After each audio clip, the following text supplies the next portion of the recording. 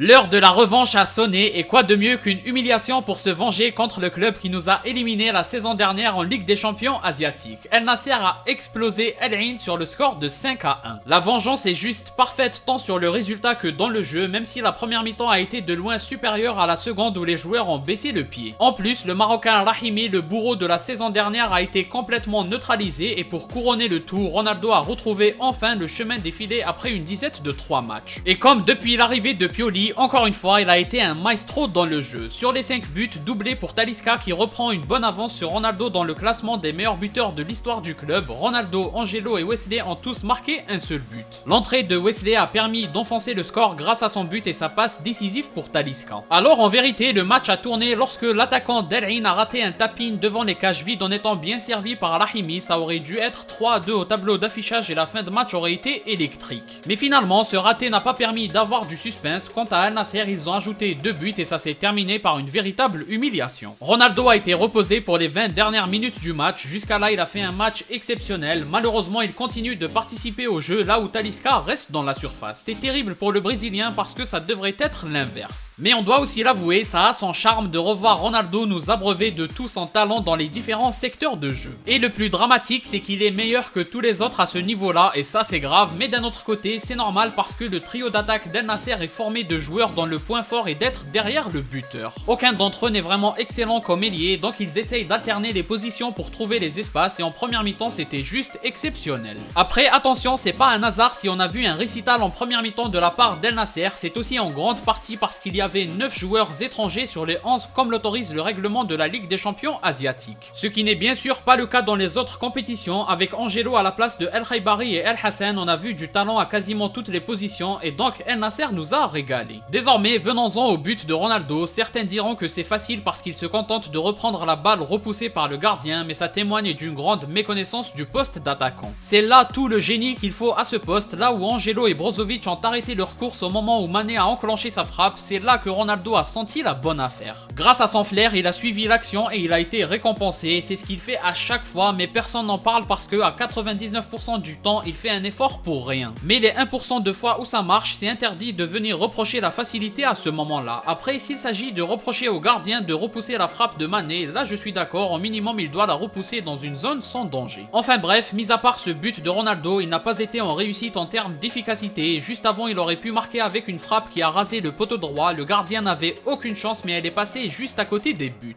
Il a tenté cette frappe après un rush solitaire, c'est vraiment dommage parce que pour le coup on aurait aimé que celle-ci rentre parce que ça aurait été un vrai beau but. Ronaldo a aussi tenté quelques frappes impossibles mais si ça avait marché, ça aurait été un total régal, notamment sur une passe longue d'Otavio qu'il essaye de reprendre en une seule touche. Là, s'il avait réussi sa reprise, ça aurait été exceptionnel et en deuxième mi-temps, il a aussi eu sa chance, donc on va dire que c'est un bon match de sa part, mais qu'il aurait dû marquer 1 ou 2 buts de plus. En tout cas, on espère que ce but dans le jeu l'aidera à retrouver la confiance et de bon flair face au buteur. Là où il est impressionnant, c'est surtout dans le jeu. Il a donné une galette à Mané en talonnade, là où il reçoit une passe exécrable de Talisca. D'ailleurs, le Brésilien, ça en devient caricatural, il est très fort en finition certes, mais il faut proposer autre chose comme Ronaldo le fait. Sauf que le GOAT, lui, a 40 ans, Sadio Mané a passé la trentaine, donc c'est à Talisca de faire les efforts pour essayer de faire le jeu. Il se contente de rester dans la surface et profiter des espaces libérés par Ronaldo et Mané qui, eux, essayent d'attirer les défenseurs. Personnellement, je trouve ça assez frustrant, mais son premier but est très bon, on doit le lui reconnaître. Le but d'Angelo, c'est aussi beaucoup de réussite, mais ça récompense une première mi-temps exceptionnelle. C'est sans doute le meilleur El Nasser cette saison qu'on ait vu. En deuxième mi-temps, ils ont baissé d'intensité, mais par séquence, on a vu de belles choses. On espère qu'en tient enfin le match référence. Pioli avait annoncé qu'on allait voir le vrai Al Nasser, il n'a vraiment pas menti, on a eu droit à du football total, ils se sont tous régalés. On aurait aussi aimé voir un but de Mané, mais il a contribué indirectement à tous les buts, donc son match à lui aussi est réussi, c'était du grand Al Nasser, franchement ça fait plaisir. On va se quitter là-dessus, juste un point au niveau du classement, Al Nasser maintient sa 3ème place, El Hilal et El Ahly n'ont toujours pas perdu de points, mais la qualification est quasiment assurée pour le moment et c'est l'essentiel. Idéalement, il faudrait arracher la 2ème place à El Ahly pour n'avoir à affronter El Hilal seulement qu'en finale. Comme d'habitude, n'hésitez pas à donner votre avis en commentaire. Si vous avez aimé, laissez un like et abonnez-vous pour ne rien rater. Partagez aussi la vidéo pour me soutenir. Moi je vous dis à la prochaine, portez-vous bien.